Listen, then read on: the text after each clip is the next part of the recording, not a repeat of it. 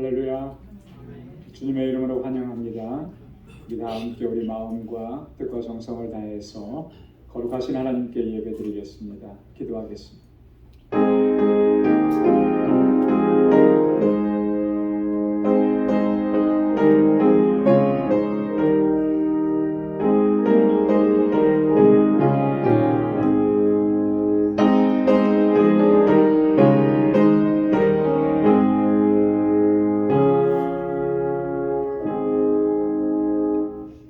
하나님이여, 주는 나의 하나님이시라. 내가 간절히 주를 찾되 물이 없어 마르고 곤핍한 땅에서 내 영혼이 주를 갈망하며 내 육체가 주를 앙모하나이다. 내가 주의 권능과 영광을 보려 하여 이와 같이 성소에서 주를 바라보았나이다. 주의 인자가 생명보다 나음으로 내 입술이 주를 찬양할 것이라. 이러므로 내 평생에 주를 송축하며 주의 이름으로 인하여 내 손을 들리이다. 아멘. 자비하시고 은혜가 풍성하신 여호와 하나님 아버지, 오늘 이 하루의 삶도 은혜 가운데 저희들을 지켜주시고 하나님 이 저녁에 거룩하신 주님의 보좌 앞으로 다시금 불러주시며 여호와 하나님을 경배하고 찬양하고 예배케 하시니 감사합니다. 우리 안에 여전히 허물과 죄악이 가득합니다.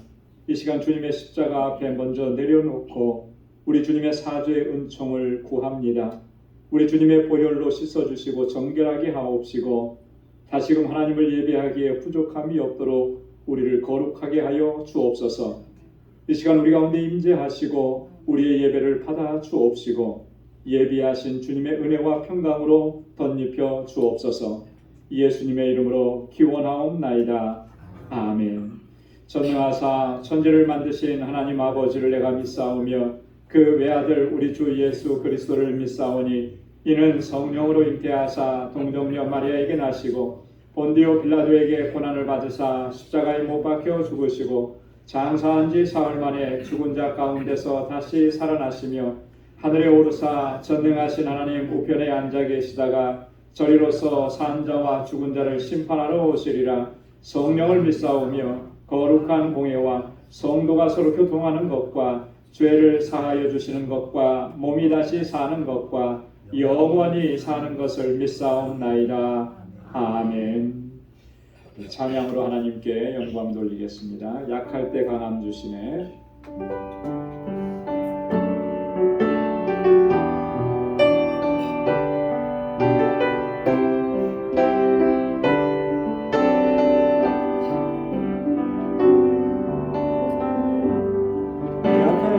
강함 주시네. 나의 보배가 되신 주 나의 모든 것.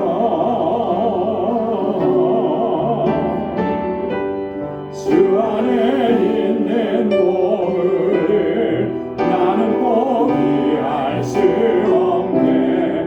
주 나의 모든 것.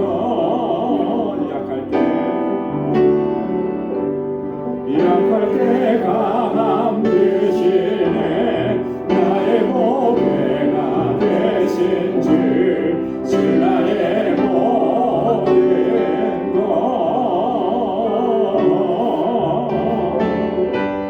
주 안에 있는 보물을 나는 포기할 수 없네. 주 나의 모든 것.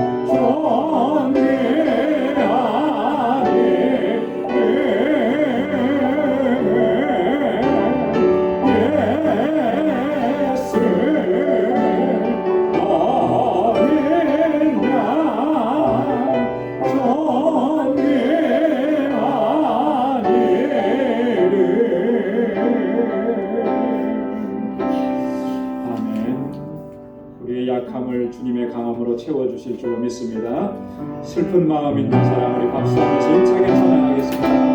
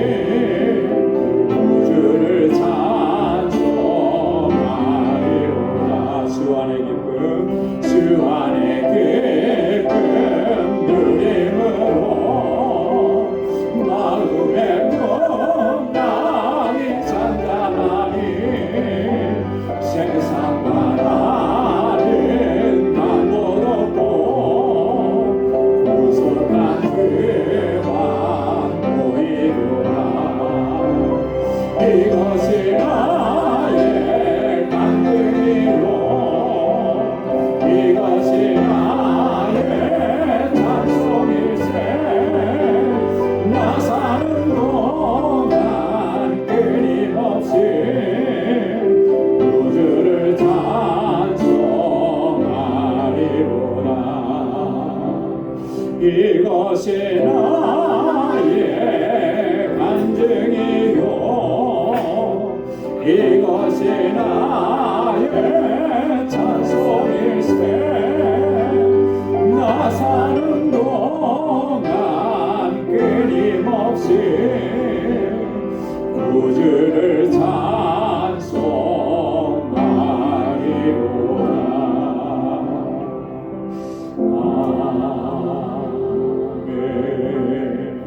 찬송하리로다 이 시간 다같이 통성으로 함께 기도하겠습니다. 교회를 위해서 교회에 세워주신 주의 종들과 우리 청지기 직분자들을 위해서 우리 교회에 주신 사명 잘 감당하는 우리 믿음의 공동체 사랑의 공동체 될 수 있기를 위해서 함께 기도해 주시고 또 이곳에서 자라나는 우리 사랑하는 자녀 손들 주일학교와 유스홀과 EM 또 우리 교사들과 전도사님 위해서 기도해 주시고 우리 선교를 위해서 특별히 알라메다 방주교회 건축을 위해서 또 7월에 있는 단기 선교를 위해서 힐과 로레타 그곳의 사역자들을 위해서 그곳의 영혼들을 위해서 함께 기도해 주시고 우리 교우들을 위해서 특별히 환우들과 연로하신 어르신들을 위해서 기도해 주시고 이 시간 주님 앞에 가지고 나온 우리의 간절한 기도의 제목도 우리 다 함께 통성으로 함께 아뢰겠습니다.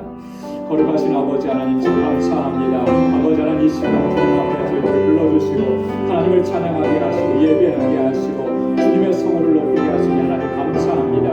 우리 연약함과 허물과 죄악에도 불구하고 다시 불러주시고 하나님을 찬양하게 하시니 감사합니다. 우리 마음을 다하고 힘을 다하여 하나님을 경배하고 찬양하고 거룩하신 하나님의 뜻을 쫓아가는 저희의 삶이 되도록 도와주옵소서.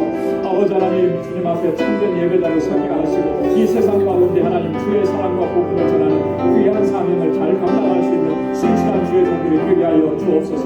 우리 강주교회를 세워주시고 하나님 지난 25년 동안 한결같은 은혜와 역사를 이루어주심을 감사합니다. 정말 주님의 세우신 뜻을 잘 감당할 수 있는 우리 믿음의 공동체가 되게 하시고 아름다운 사랑의 공동체가 되게 하여 주옵소서. 아버지 주님 안에서 소망을 가지고 살아가는 저희들이 다 되게 하여 주시고 우리 모든 믿음의 권속들 한 사람 한 사람 주의 장중에 붙들어 주시고 하나님 주님 역사하여 주셔서 아버지 하나님 저희들이 정말 우리 신앙의 믿음의 여정 가운데서 모두가 다 승리할 수 있도록 인도해 주옵소서. 아버지 하나님 재단에 세워주신 주의 종들과 또 아버지 하나님 주의 신실한 청지기들을 붙잡아 주시고 아버지 저희 믿음을 더욱 견고하게 하소서. 믿음으로 역사하는 종들이 다 되게 하여 주옵소서. 아버지 늘 깨어서 기도하게 하시고 주의 말씀 붙잡고 아버지 헌신하고 충성을 다하는 신실한 종들이 되게 하소서. 우리 방주교회가 정말 주님의 주신 사명을 잘 감당할 수 있도록 아버지 특별히 영혼권의 사명을 잘 감당할 수 있도록 능력과 역사로 함께하여 주옵소서. 우리 자녀들을 위해서 기도합니다. 이곳에서 자라나는 우리 어린 신령들 우리 학생들 청장들을 붙잡아 주시고 정말 이 세대를 이끌어 나가는 다니엘과 사드락과 메사가 아벤누고와 같은 믿음의 일꾼이 다 될 수 있도록 인도하여 주옵소서. 하나님 경외하게 하시고 주의 말씀 주의 인도와 법도를 따라 행할 수 있도록 도와주옵소서. 저들을 위해서 늘 애쓰고 수고하는 우리 모든 교사들 은혜를 더하여 주시고 능력으로 덧입혀 주옵소서. 우리 전도사님에게 지혜와 명철을 더하여 주셔서 아버지 하나님 저들을 아버지 하나님의 말씀으로 영적으로 약걸하게 부족함이 없도록 도와주옵소서. 우리 알라메다 방주교회 주님 세우시고 아버지 하나님 우리로 하여금 이 선교의 사명을 감당하게 하시길 감사합니다. 그곳에 주님의 몸된 교회를 세워주시고 아버지 하나님 구원의 방주가 되게 하소서오니 하나님 놀라운 구원의 역사가 일어나게 도와주시고 일과 로레타와 함께하는 모든 사역자들에게 능력과 권능을 덧입혀 주옵소서. 우리 알라메다 방주교회 건축에 하나님 은혜를 더하여 주셔서 모든 공정이 하나님 순조롭게 은혜 가운데 아무 어려움 없이 사고 없이 안전하게 잘 진행될 수 있도록 도와주옵소서. 이번 7월에 단기 선교에 가서 하나님 이 성전을 공헌하며 하나님께 영광 드릴 수 있게 하시고 선교를 준비합니다. 우리 모든 우리 교회가 한 마음과 한 뜻이 되게 하시고 특별히 아버지 하나님 이 선교를 위해서 마음을 같이 하는 우리 선교 팀원들 한 사람 한 사람 주의 능력의 장중에 붙들어 주옵소서. 하나님 아버지 우리 사랑하는 지체와 형제와 자매들 인생의 연약함이 있습니다. 마음의 질고가 있습니다. 고통이 있습니다. 사업에 어려움이 있습니다. 경제적인 어려움이 있습니다. 사랑하는 주의 종들이 하나님 주님 앞에 눈물로 간구하고 기도하는 기도를 들어주시고 주의 위로와 주의 평강을 덧입혀 주옵소서. 우리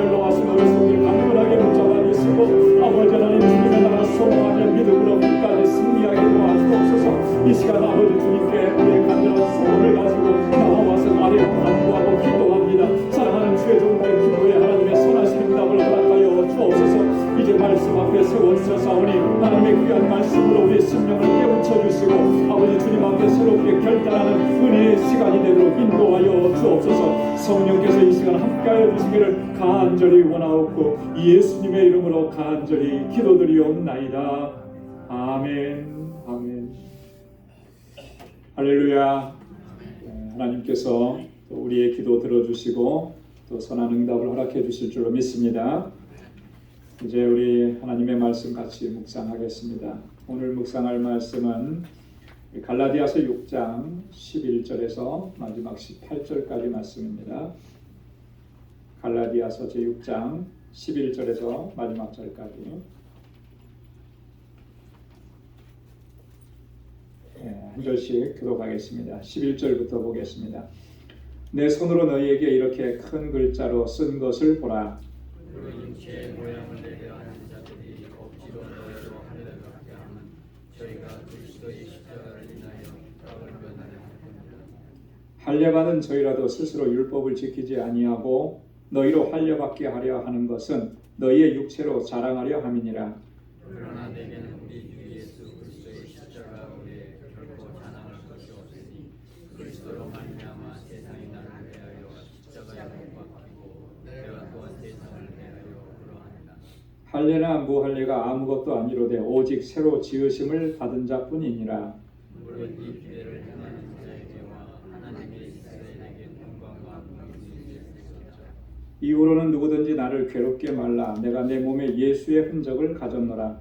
형제들아 우리 주 예수 그리스도의 은혜가 너희 심령에 있을지어다. 아멘. 오늘 갈라디아서 이제 그 마지막 결론입니다. 마지막 시간입니다. 그동안 우리가 몇 달 동안 갈라디아서에 있는 말씀을 쭉 같이 묵상을 했는데 드디어 결론에 이제 도달했어요. 마지막 시간은 책을 한 권 떼는 거니까 뭐 하는 날이죠? 책거리 하는 날이에요. 그죠?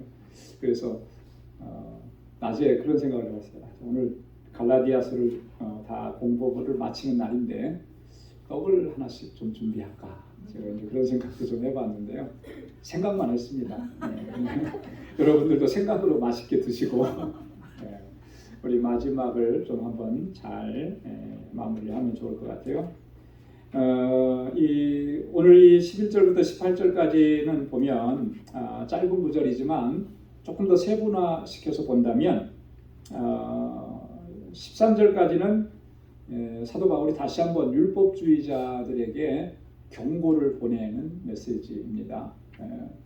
사실 이 율법주의자들이 갈라디아 교회를 굉장히 어지럽히고 또 성도들을 혼란하게 만들고 그 문제를 크게 만들었었죠. 그래서 갈라디아서를 처음 시작할 때 아주 단호하게 시작을 했습니다. 뭐라고 얘기했죠? 다른 복음은 없나니. 그죠? 다른 복음은 없나니. 여기서 말하는 그 다른 복음이라고 하는 것은 율법주의자들이 주장하고 갈라디아 교회 성도들을 혼미케 했던 그런 거예요. 이게 뭐냐면 우리가 계속 강조해 왔죠. 예수 그리스도로 말미암아 우리가 구원함을 얻고 그 믿음으로 말미암아 의롭다함을 얻는데 그것 가지고 안 된다라고 하는 거죠. 그래서 유대인들이 전통적으로 가지고 있었던 그 율법주의 사상을 교회 안으로 그대로 가지고 들어온 거예요. 그래서 할례를 받아야 된다. 유대인들처럼 그렇게 주장을 하면서 할례를 강조한 거예요. 오늘 본문에도 이제 뒤에 나옵니다만 그렇게 해서 이제 혼란이 생긴 거죠. 그래서 믿음으로 예수 그리스도를 영접했다가 그 말을 듣고 이 믿음의 길에서 떠나버리는 이런 사람들이 생겨난 거예요. 그 모습을 보면서 바울이 안타까움을 넘어서서 화가 난 거죠. 그래서 뭐라고까지 얘기했습니까? 다른 복음을 전하면 저주를 받을지어다 그랬어요. 저주를 받을지어다. 그 정도로 강하게 얘기했다는 것은 지금 이 문제가 얼마나 중요한 문제냐, 얼마나 심각한 문제냐라고 하는 것을 그 안에 담고 있는 거죠. 그래서 마지막 결론에 왔을 때도 다시 한번 그 사실을 강조하면서 얘기하는 것입니다. 그러면서 두 번째는 14절부터 16절까지인데 십자가 외에는 결코 자랑할 게 없다. 여러분 이게 굉장히 중요한 부분이에요. 우리가 신앙생활의 가장 핵심적인 요소입니다. 내가 자랑으로 삼는 게 뭔가, 내가 끝까지 붙잡아야 될 게 뭔가, 내가 끝까지 의지해야 될 게 뭐냐. 예수 그리스도의 십자가라고 하는 거죠. 십자가 외에는 자랑할 게 없는 거예요. 예수 믿으면서 신앙생활하면서 십자가 외에 다른 것들을 자랑으로 여기고 그것에 대해서 자부심을 갖는다? 뭔가 대단히 잘못된 거예요. 잘못된 거예요. 여러분, 오직 예수 그리스도의 십자가로 말미암아 나를 구원해 주셔서 내가 하나님의 자녀가 된 것, 이것만을 자랑해야 하는 것이죠. 그것만 붙잡고 살아가야 되는 거예요. 그리고 이제 마지막 17절 18절에서는 갈라디아 지역에 있는 모든 교회 성도들에게 축복 기도하는 그런 내용입니다. 자, 그러면 우리 한 절씩 좀 보도록 하겠습니다. 먼저 11절에 보면 내 손으로 너희에게 이렇게 큰 글자로 쓴 것을 보라. 바울이 지금 큰 글자로 지금 이 갈라디아 편지를 이제 보낸 거예요. 왜 큰 글자로 썼을까요? 어떤 분은 그런 얘기 하더라고요. 우리가 이렇게 책 같은 거 쓸 때 글자를 크게 쓰고 두껍게 쓰면 그거 뭐 하는 거죠? 강조하는 거고요. 네. 강조하기 위해서 큰 글자로 쓴 것이다. 뭐 이렇게 해석하는 사람도 있었다 그래요. 근데 사실 바울이 이렇게 큰 글자로 쓴 거는 그런 의미가 아니죠. 여러분, 이 바울이 그렇게 할 수밖에 없었던 것은 바울이 지금 신체적으로는 굉장히 어려움이 있는 그런 상황이에요. 어떤 어려움이 있었을까요? 시력에 문제가 있었던 거죠. 그죠? 바울이 시력에 문제가 생긴 거는 크게 두 가지 요인입니다. 결정적인 요인은 다메섹 도상에서 부활하신 주님을 빛 가운데서 만난 거예요. 그죠? 사도행전 9장에 보면 그래서 부활하신 주님을 만나고 그 빛 가운데서 들리는 주님의 음성을 듣고 3일 동안 앞을 보지 못했죠. 아나니아가 그를 위해서 기도해 주었을 때 그 눈에서 가렸던 것이 벗겨지면서 이제 보게 됐는데 그 이후로 이제 시력에 문제가 생긴 거예요. 눈이 많이 약해진 거죠. 자, 거기에 두 번째 요인은 또 있어요. 그게 뭐냐면 바울이 가만히 있지 않았어요. 물론 교회를 개척하고 뭐 짧게는 3개월, 길게는 뭐 3년 이렇게 목회도 했지만 바울은 끊임없이 다니면서 복음을 전한 거예요. 그죠? 1차, 2차, 3차 선교 여행을 다니면서 복음을 전하고 교회를 세우고 그렇게 한 게 수십 년이에요. 그리고 그렇게만 했어도 되는데 그러면서 얼마나 많은 고초를 당했습니까? 얼마나 많은 어려움, 신체적으로 핍박을 당하고 매질을 당하고 돌로 맞아 죽을 뻔하고 배를 타고 가다가 배가 파손해서 죽을 뻔하기도 하고. 여러분, 이런 게 사실은 아무것도 아닌 것 같지만요, 이게 정신적으로 육체적으로 엄청난 스트레스죠. 여러분, 스트레스 받으면 몸이 이게 반응이 나오잖아요. 그죠? 가장 약한 부분에서 문제가 생기잖아요. 제가 눈이 안 좋잖아요. 왼쪽 눈이. 그러니까 이제 몸이 좀 피곤해지거나 좀 신경 쓰는 일이 있거나 그러면 금방 나타나더라고요. 금방 더 아프고 더 힘들고. 바울은 그보다 훨씬 더 심했을 거 아니에요. 그러니까 갈수록 또 거기다가 이제 나이는 점점 많아지잖아요. 그러니까 볼 수가 잘 없는 거죠. 글씨 하나하나를 쓰려고 해도 작은 글씨는 쓸 수가 없는 거예요. 큰 글씨를 쓰고. 근데 이때까지만 해도 바울이 직접 편지를 써서 보낸 겁니다. 내 손으로 너희에게 이렇게 큰 글자로 쓴 것을 보라. 바울이 친필로 써서 보낸 거예요. 자, 2단계가 넘어섰을 때는 바울이 친필로 편지를 못 씁니다.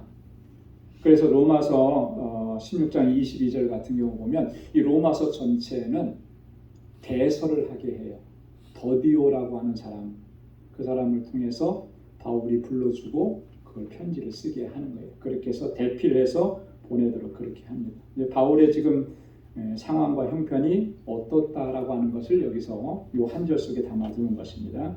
자, 그러면서 이제 본격적으로 얘기합니다. 12절에 무릇 육체의 모양을 내려 하는 자들이 억지로 너희로 할례받게 함은 저희가 그리스도의 십자가를 인하여 핍박을 면하려 함뿐이라. 육체의 모양을 내려 하는 자들이, 육체의 모양을 낸다라고 하는 말이 이게 무슨 말일까요? 육체의 모양을 낸다. 원래 이 표현 그대로 문자적으로 얘기하면 이거는 그런 의미입니다. 얼굴을 예쁘게 꾸민다, 그런 뜻이에요. 얼굴을 예쁘게 꾸민다. 그래서 이 육체의 모양이라고 하는 이 말은 헬라어로 이 두 단어가 합쳐진 거래요. 조은이라고 하는 뜻하고 얼굴이라고 하는 거. 두 단어가 합쳐져서 얼굴을 예쁘게 꾸민다라고 하는 그런, 요즘 말로 표현하면 뭘까요? 화장하는 걸 넘어서서 성형수술한다, 뭐 그런 의미가 담겨져 있겠죠. 예.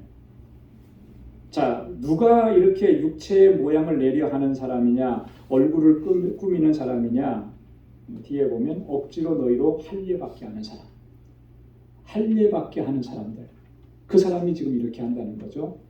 그 사람들이 누구였습니까? 율법주의자들이에요. 자, 그러니까 얼굴을 예쁘게 꾸미고, 그죠? 이 육체의 모양을 내고 할례를 받게끔 강요하고 강조하는 겁니다. 자, 얼굴을 예쁘게 꾸몄으니까 호감이 가겠죠, 그죠? 저 사람이 하는 말이라면 사람들이 귀를 기울이는 거예요. 그 자기가 하는 말, 자기가 하는 주장을 상대방으로 하여금 잘 받아들이게끔 하기 위해서 자기를 감추고 꾸미는 유대 율법주의자들의 모습을 이렇게 표현을 한 것입니다. 자, 그러니까 그 마음속에는 뭐가 있을까요? 숨겨진 술수가 있는 거죠. 계략이 있는 거죠. 그것은 숨겨놓고, 그리고 쉽게 접근할 수 있기 위해서 온갖 그런 어떤 좋은 말로 이야기하는 것입니다. 그리고 그렇게 다가가서 이 갈라디아 교회 성도들 한 사람 한 사람을 그렇게 현혹시키는 거예요. 그러니까 당시에 유대 율법주의자들의 그 숨은 속셈이 이런 것이다라고 하는 것을 바울이 지금 여기서 표현을 한 것입니다. 자, 그런데 이렇게 한 이유가 뭐냐면 저희가 그리스도의 십자가를 인하여 핍박을 면하려 한 뿐이라. 겉으로 볼 때는 너희가 할례를 받아야 그래야 구원의 완성에 이른다, 이렇게 주장하는 것 같지만 그 내용적으로 들어가 보면 이런 거라는 거죠. 십자가로 인한 핍박을 면하려 하는 것이다. 자, 보십시오. 지금 유대 그 초대교회 성도들이 핍박을 받는 통로는 크게 두 가지였습니다. 누구에게 핍박을 받았느냐면 첫째는 로마 제국의 핍박을 받은 거예요. 그죠? 자, 로마 제국은 누구를 숭배하라는 거예요? 황제를 숭배하라는 겁니다. 황제가 곧 신이에요.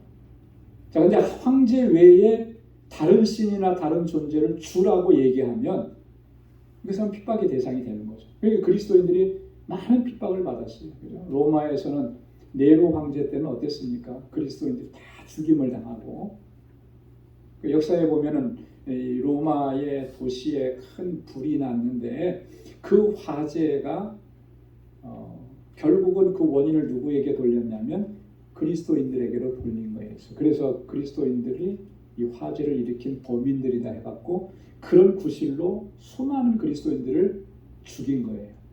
그러니까 로마 제국의 핍박이 대단했습니다. 바울도 마찬가지로 로마 제국으로부터 얼마나 많은 핍박을 받았어요.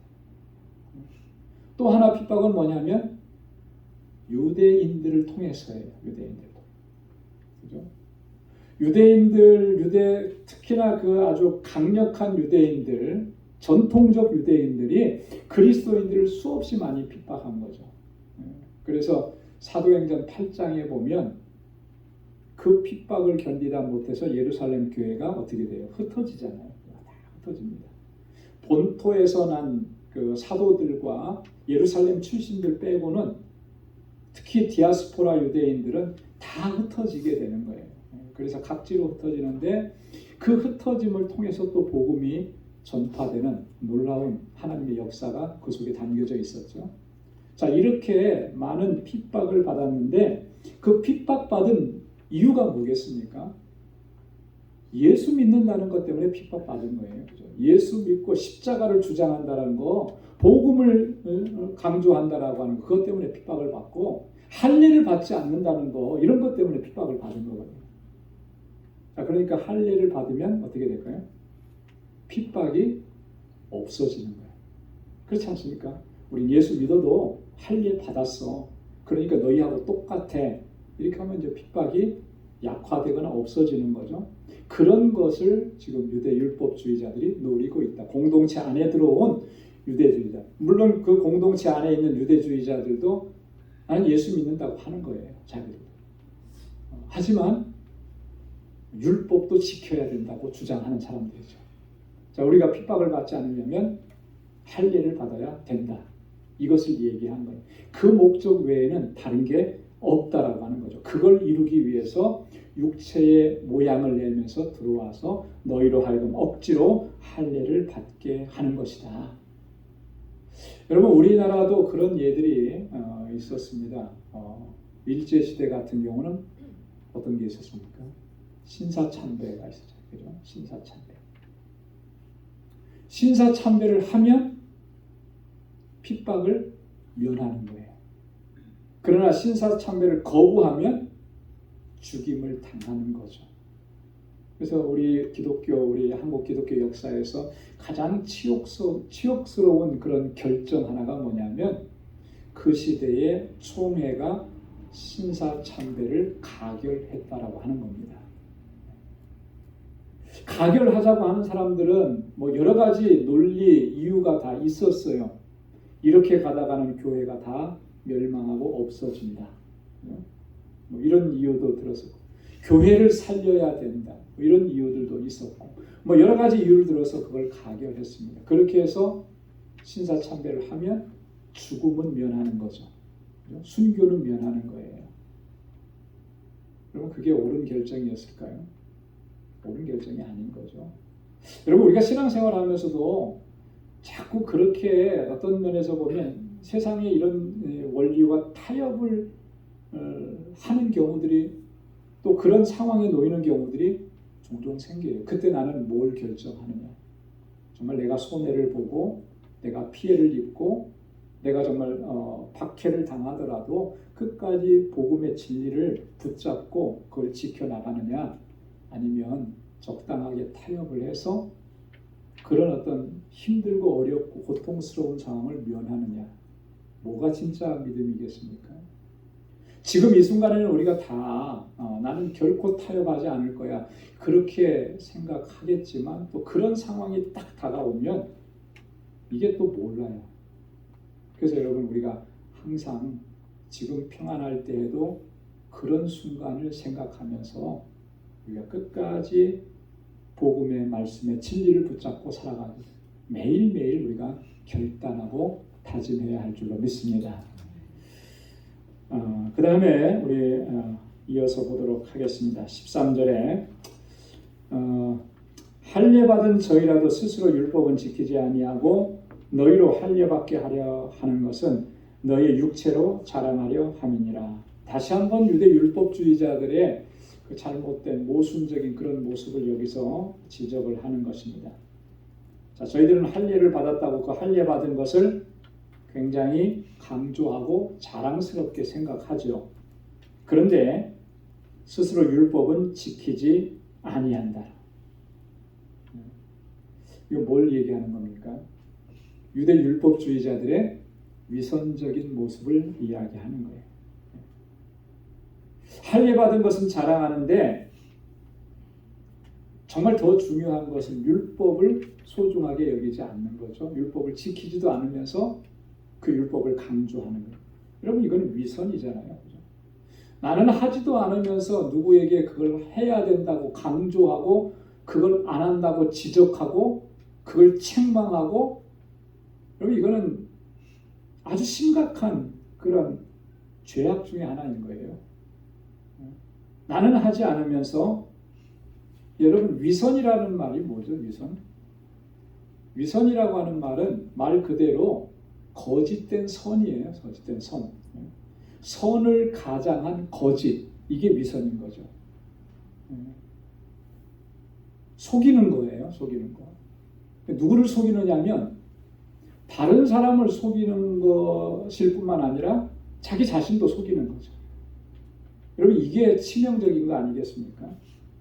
남도 속이고 자기도 속아요. 그러면서 자기 스스로는 나는 잘하고 있다, 나는 의롭다, 나는 말씀대로 살고 있다 이렇게 착각하는 거. 이게 정말 심각한 문제 아니겠습니까? 지금 유대 율법주의자들이 그렇게 하고 있는 거예요.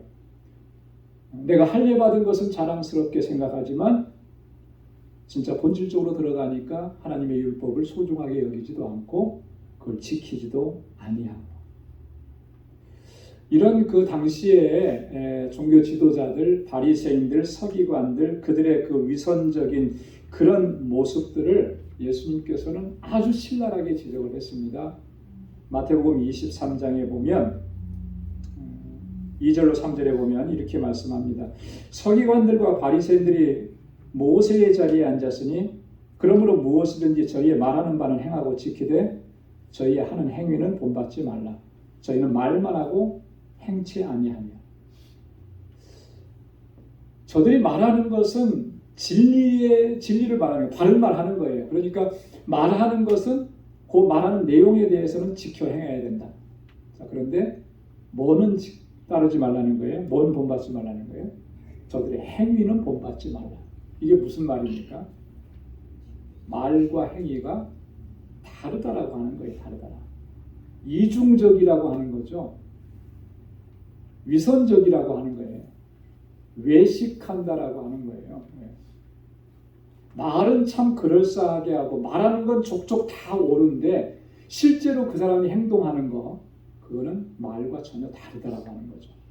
여러분 이게 굉장히 정말 치명적인 거라고 하는 거예요.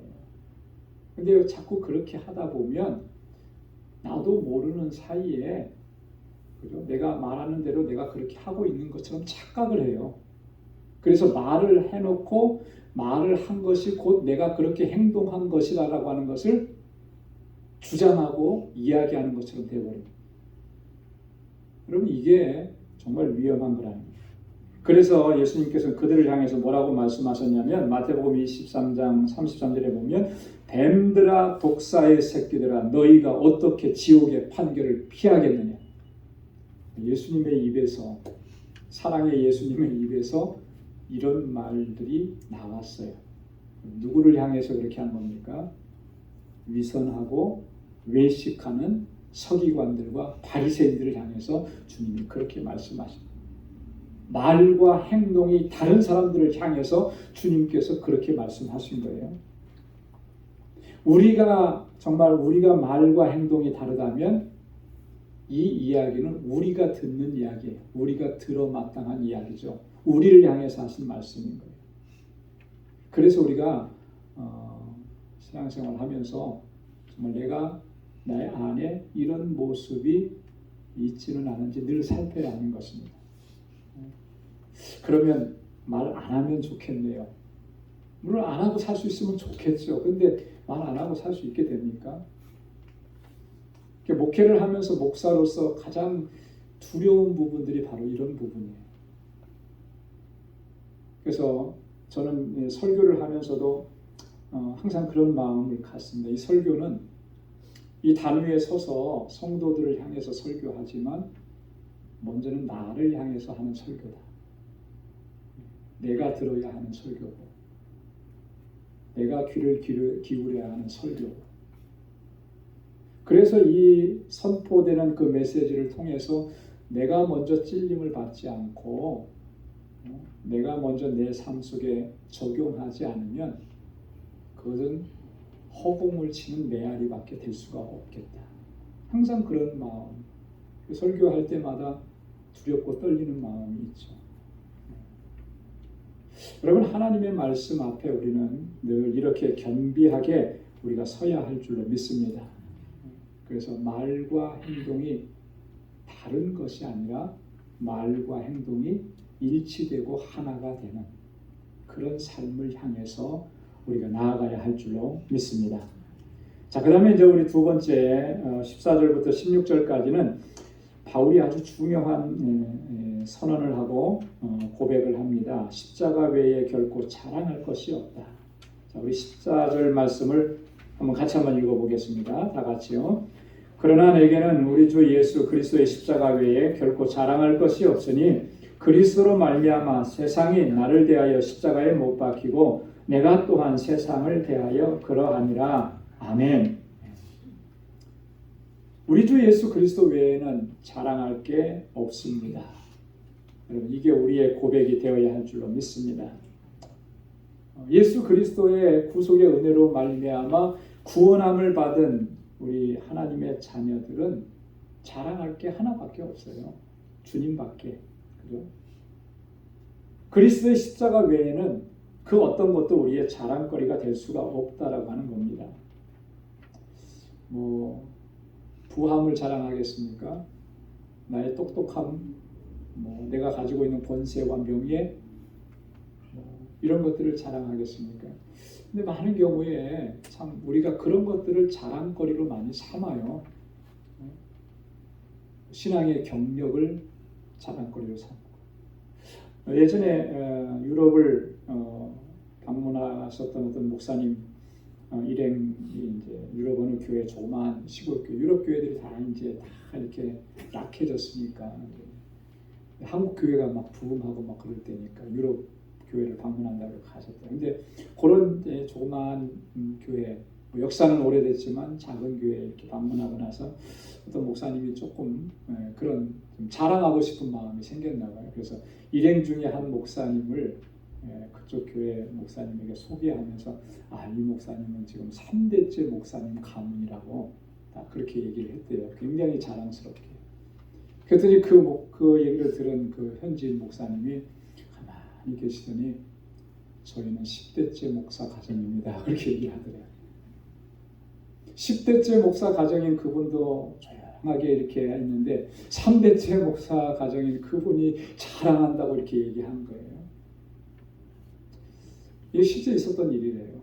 그러니까 우리가 신앙생활 하면서도 신앙의 어떤 경력, 연륜 이런 거 자랑하고 우리는 이런 믿음의 가정이다라고 하는 거 막 이렇게 자랑하고 하는데 여러분 그런 게 사실 정말 그거 정말 허무한 거잖아요. 그런 게 자랑거리가 돼서는 안 되는 거예요. 정말 내가 예수 그리스도로 말미암아 구원받은 거듭난 그리스도인이냐? 예수 그리스도께서 나를 구원해 주셔서 그 구원의 기쁨과 감격 속에서 살아가니 나를 그렇게 하나님의 자녀 삼아 주신 주님의 은혜, 십자가에서 이루신 그 놀라우신 구원의 역사, 그 십자가만을 자랑해야 되는 거 아니겠어요? 바울이 지금 자랑할 게 얼마나 많습니까? 우리 같으면 이거 책으로 막 자서전도 쓰고 그랬을 거예요. 근데 바울은 그런 자서전 남기지 않았잖아요. 왜 그렇습니까? 오직 십자가만을 자랑하기 위해서. 바울이 남긴 거는 다 성경이 됐잖아요. 예수를 전하는 복음을 증거하는 성경이 된 거예요. 그리스도 외에는 자랑할 게 없고 십자가 외에는 결코 자랑할 게 없는 것입니다. 그래서 바울의 서신서를 보면 이 부분을 굉장히 많이 강조합니다. 빌립보서 3장 3절에도 보면 하나님의 성령으로 봉사하며 그리스도 예수로 자랑하고, 누구로 자랑하고요? 그리스도 예수로. 한번 따라서 해보십시오. 그리스도 예수로 자랑하고 육체를 신뢰하지 않는 우리가 곧 할례당이라. 육체를 신뢰하지 않는 거예요. 고린도후서 10장 17절에도 보면 자랑하는 자는 어디에서 무엇으로 말미암아 자랑하라고요? 주 안에서 자랑할지니라. 여러분 오직 주님만 자랑하고 주님의 십자가만을 자랑하고 주님의 십자가만을 높이면서 그렇게 믿음으로 살아가는 우리 모두가 될 수 있기를 주님의 이름으로 축원합니다. 15절에 보면 할례나 무할례가 아무것도 아니로되 오직 새로 지으심을 받은 자뿐이니라. 이게 중요한 거예요. 할례를 받았느니 안 받았느니, 할례를 받았으니까 유대인이고 할례를 받지 못했으니까 이방인이고, 이런 게 중요한 게 아니라는 거죠. 정말 중요한 것은 새로 지음을 받는 거예요. 할례에 대한 논쟁 이거 아무 의미 없다라고 하는 것입니다. 정말 중요한 것은 내가 정말 새로운 피조물이 되었느냐라고 하는 거예요. 여러분 교회 안에서 우리가 신앙생활하면서 이거 놓치면 안 되는 거예요. 여러분 우리가 교회 안에 신앙생활하고 있다고 해서 그럼 다 구원받은 사람일까요? 아니에요. 정말 다 예수님 만난 사람일까요? 아닌 사람도 있는 거예요. 정말 여러분 정말 인격적으로 주님을 만난 그런 체험이 다 있느냐면 그렇지 않은 거예요. 정말 내가 예수 그리스도를 인격적으로 만났고 주님께서 나를 구원해 주신 그 구원의 기쁨과 감격 속에서 내가 주님을 찬양하고 예배하고 신앙생활하고 있느냐 이게 중요한 거예요. 사도 바울이 고린도후서 5장 17절에서 누구든지 그리스도 안에 있으면 새로운 피조물이라고 그랬잖아요. 내가 정말 새로운 피조물이 되었느냐라고 하는 게 이게 중요한 거죠. 내가 정말 그리스도 예수 안에 있느냐라고 하는 거예요. 내가 그리스도 예수 안에 있지 아니하고 새로운 피조물이 되지 않았으면 그건 아무것도 아닌 거예요. 신앙생활 몇십 년 했네. 몇 대째 믿음의 가정으로 크리스찬 가정에 이거 아무 의미 없는 거예요. 부모님이 훌륭하게 신앙생활 했다고 해서 그 자녀도 똑같은가요? 아니죠. 예수 잘 믿을 수 있는 환경은 되었지만 내가 인격적으로 예수님을 만나지 못하면 부모님이 신앙생활 잘하면 나에게 의미가 없는 거예요. 내가 인격적으로 주님을 만나야 돼요. 그래서 그리스도 안에서 새로운 피조물이 되어야 되는 거예요. 그게 중요한 거예요. 이 은혜 안에서 늘 하나님을 찬양하고 하나님께 영광 돌리는 삶을 살아가는 우리 모두가 될 수 있기를 소망합니다. 그래서 16절에 무릇 이 규례를 행하는 자에게와 하나님의 이스라엘에게 평강과 긍휼이 있을지어다. 바울이 항상 믿음의 공동체 안에 인사하는 말은 어떤 말로 인사를 많이 했죠? 은혜와 평강이 너에게 있을지어다. 같은 말이에요. 평강과 긍휼이 너에게 있을지어다. 누구에게 있느냐면 하나님의 이스라엘에게. 하나님의 이스라엘. 이스라엘은 뭐죠? 이스라엘? 하나님의 백성이라는 뜻인데요. 이스라엘 민족, 이스라엘 백성들에게 그 이름을 주셨잖아요. 구약 시대에는 유대인들을 가리켜서 이스라엘이라 그랬습니다. 그래서 이 이스라엘이라고 하는 이름은 이방인과 구별되는 유대인의 민족적이고 종교적인 신분을 얘기하는 거예요. 구약 시대에는 그랬어요. 그러나 신약 시대에 지금 바울이 이스라엘이라고 얘기하는 것은 그런 것을 완전히 넘어서는 것입니다. 예수 그리스도로 말미암아 구원받은 하나님의 백성이냐? 라고 하는 것이죠. 예수 그리스도를 영접하고 구원의 은총을 입고 살아가면 그가 영적인 이스라엘인 거예요. 그 이스라엘에게 평강과 긍휼이 있을지어다. 그리고 그 앞에 보면 이 규례를 행하는 자에게도 그 은혜와 평강이 있을지어다. 이 규례라고 하는 것은 바로 내가 거듭나고 새 사람을 입고 새로 지으심을 받아서 그 안에서 살아가는 사람들에게 평강과 긍휼이 있을지어다. 여러분 정말 우리가 예수 그리스도를 구주로 영접했고 새로운 피조물이 되었고 그래서 그 하나님의 은혜 안에서 우리가 감사하면서 살아가면 우리의 심령 가운데 평강을 누리게 되어 있어요. 주님이 평강을 주셨으니까.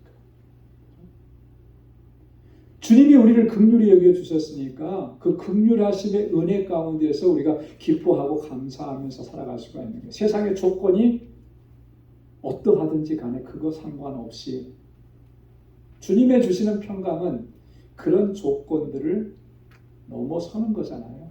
딛고 일어서는 거잖아요. 그래서 어떤 상황이나 환경 이런 것들이 나를 얽매이지 못하고 나를 침몰하지 못하는 거예요. 주님의 주시는 새 생명이 우리 안에 있기 때문에. 그래서 그 평강이 가득한 저와 여러분들의 삶이 될 수 있기를 주님의 이름으로 축원합니다. 자, 그 다음에 마지막 17절과 18절은 축도에 해당하는 부분인데, 자, 17절에 보면 이후로는 누구든지 나를 괴롭게 말라. 내가 내 몸에 예수의 흔적을 가졌노라. 예수의 흔적. 여러분, 이 흔적이라고 하는 말은 헬라어로 스티그마라고. 스티그마. 한번 따라서 해보시겠습니까? 스티그마. 스티그마. 흔적이에요. 근데 이 흔적은 뭐냐면 이런 흔적입니다. 그냥 저게 아니고 이런 뭔가의 우리 몸의 육체에 인위적으로 상처가 나서 그것이 상처가 흉터가 된 것을 흔적이라고 해요. 스티그마라고 해요. 자, 그런데 이때 당시에 이 스티그마라고 하는 말은 어떨 때 사용했냐면 이럴 때 사용하는 단어입니다. 여러분 옛날에 주인들이 종이나 노예를 삼았을 때 이 노예가 이 사람의 소유다라고 하는 걸 표시를 하는 거예요. 어떻게 표시합니까?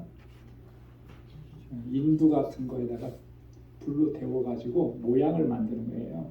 그래서 모양을 만들어서 어깨나 팔이나 이런 데다가 지져요. 그러면 이게 살이 타잖아요. 그리고 이게 그대로 흉터로 남아요. 없어지지 않고. 그럼 그 모양에 따라서 이 노예가 어느 집 소유구나 이것을 아는 거예요. 누가 데리고 가도 그 표시만 보면 다 아는 거죠. 요즘에도 그렇게 하더라고요. 사람에게 그렇게 하는 게 아니라 짐승들에게, 그죠? 이게 방목하는 양들이나 이런 데 보면 그렇게 표시를 내고 색깔을 표시하더라고요. 그렇게 해서 그것만 보면 이게 소유가 누군 것이다. 그러니까 여기서 말하는 이 스티그마라고 하는 거는 소유라는 게 소유. 누구의 소유라고 하는 걸 얘기해요. 자, 그러면 바울이 여기서 예수의 흔적을 가졌다라고 하는 것은 뭐예요? 내가 예수의 소유다. 나의 주인은 예수님이다라고 하는 흔적이 내 몸에 있다라고 하는 거예요. 그게 뭘까요? 바울도 이렇게 어디다 찍고 다녔을까요? 여기서 말하는 이 예수의 흔적이라고 하는 건 이런 걸 의미하는 거예요. 복음을 전하면서 그가 당했던 고난, 환난, 핍박, 죽음의 위협. 고린도후서 11장에 보면은 바울이 복음을 전하면서 겪었던 그런 환난을 잠깐 소개했잖아요. 그죠? 돌에 맞기도 하고, 그리고 배를 타고 가다 파선하기도 하고, 40에 하나 가만매를 3번이나 맞고, 그건 거의 죽었다 살아났다라고 하는 거거든요. 그게 다 복음을 전하다가 그런 일을 겪은 거예요. 그렇게 해서 겪었던 그 모든 일들이 다 이 몸에 남아있는 흔적들이에요. 내가 예수의 소유라고 하는 흔적들입니다. 주님을 위해서, 복음을 위해서 내가 희생하고 핍박을 당하고 고난을 당하고 손해를 입고 그렇게 했던, 눈물을 흘렸던 그 모든 것들이 내가 예수의 소유라고 하는 증거가 된다라고 하는 거예요. 여러분, 그런 흔적들이 우리 안에 있기를 소망합니다. 우리는 예수 믿고 신앙생활하면서 마음에 소원하고 기대하는 건 뭐예요? 행복하고 잘되고 형통하고, 그죠? 이런 복 받고 이런 걸 다 복이라고 생각하고, 물론 복이겠죠. 복이죠. 없는 것보다는 있는 게 나니까. 근데 그게 진정한 복이냐라고 하는 거예요. 진정한 복은 그런 거, 내가 주님을 위해서 헌신하고 복음을 위해서 헌신하고 주님께서 내게 주신 그 직분과 사명을 감당하면서 고난을 당하고 어려움을 당했을 때 그것이 내 삶에, 내 인생에 하나씩 새겨지는 것. 그래서 이 몸에 그리스도의 스티그마가 생기는 것. 그게 진정한 복인 줄로 믿습니다. 그 예수의 흔적인 거예요. 여러분, 우리가 평생을 신앙생활했는데 그 예수의 흔적이 내게 없다. 이건 정말 창피한 거잖아요. 부끄러운 거잖아요. 주님 앞에 섰을 때 주님이 나를 보시면서 네가 나의 소유다, 내 자녀다, 내 백성이다, 내 일꾼이었다라고 하는 걸 뭘 보고 주님께서 인정해 주실까요? 내 몸에 새겨진, 내 삶에 새겨진 그 스티그마를 보시는 거예요. 스티그마. 그게 나한테 있느냐라고 하는 거죠. 자, 바울이 지금 그러잖아요. 나는 예수의 흔적을 가졌어. 그러니까 더 이상 나를 괴롭히지 마. 더 이상 그 문제로 나를 괴롭히지 마라. 얼마나 단호하게 얘기하는 것입니다. 그리스도의 흔적이 저와 여러분들의 삶에도 새겨질 수 있기를 주님의 이름으로 축원합니다. 마지막 18절에 형제들아 우리 주 예수 그리스도의 은혜가 너희 심령에 있을지어다. 아멘. 그리스도의 은혜가 너희 심령 가운데 있을지어다. 뭘 얘기하는 것이겠습니까? 우리 그리스도인들은 그리스도의 은혜를 덧입고 살아가는 존재다. 은혜 없이는 살아갈 수가 없다. 그렇기 때문에 여러분들의 삶 속에도 그 은혜가 가득하기를 원합니다. 바울이 그렇게 축복하면서 기도하는 거예요. 저와 여러분들의 삶에도 그 은혜가 가득하고 그 은혜로 승리하고 그렇게 하나님께 영광 돌리는 삶이 될 수 있기를 주님의 이름으로 축원합니다. 기도하겠습니다. 하나님 아버지 감사합니다. 오늘도 주님 귀한 말씀을 함께 묵상하게 하시고 이 말씀을 통해서 우리의 심령, 우리의 마음밭에 하나님 새겨지게 하시고 하나님 이 시간 결단할 수 있도록 은혜 주심을 감사합니다. 사도 바울이 주의 복음을 증거하며 수많은 고난과 환난과 어려움과 핍박을 당하고 죽음의 위협을 수없이 많이 겪으면서도 그가 끝까지 복음을 증거할 수 있었던 것은 주님께서 나를 사랑해 주셨고 그 은혜로 내가 살아가고 있음을 그가 깨달았기 때문입니다. 그 몸에 새겨진 그리스도의 흔적이 하나님께 영광 돌릴 수 있도록 주님께서 영광을 받으신 것 우리가 이 말씀을 통해서 다시 한번 깨닫게 됩니다. 우리에게도 그 흔적이 새겨지게 하셔서 하나님의 소유답게 하나님의 백성답게 주님께서 맡겨주신 이 복음의 사역을 주님 부르시는 그날까지 잘 감당할 수 있는 우리 방주의 모든 주의 권속들이 다 될 수 있도록 은혜 허락하여 주옵소서. 이제는 우리 주 예수 그리스도의 무한하신 은혜와 하나님 아버지의 크고 놀라우신 사랑과 성령의 위로 교통 충만하심의 역사가 하나님의 주시는 은혜 안에서 하나님의 영광을 위해서 살아가기로 결단하는 이 모든 주의 백성들과 저희의 가정과 직장과 생업의 터전 위에 이제로부터 영원까지 함께 하시기를 간절히 축원하옵나이다. 아멘.